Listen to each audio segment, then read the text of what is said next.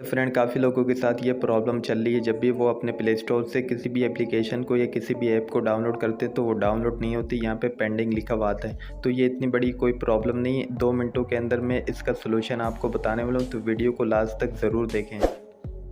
तो इस प्रॉब्लम को सॉल्व करने के लिए आपको आ जाना है सिंपली बैक आने के बाद आपको अपने प्रोफाइल पे क्लिक करना है।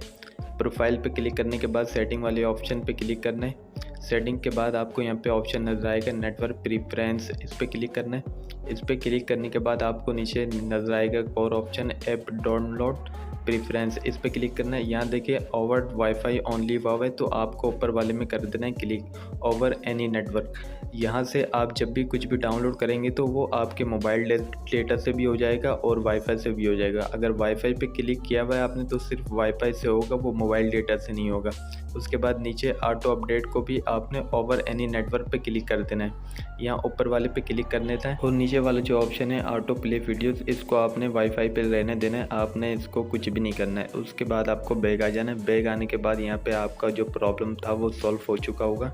यहाँ आपको मैं सिंपली आपके सामने डाउनलोड करके दिखा देता हूँ टिकटॉक।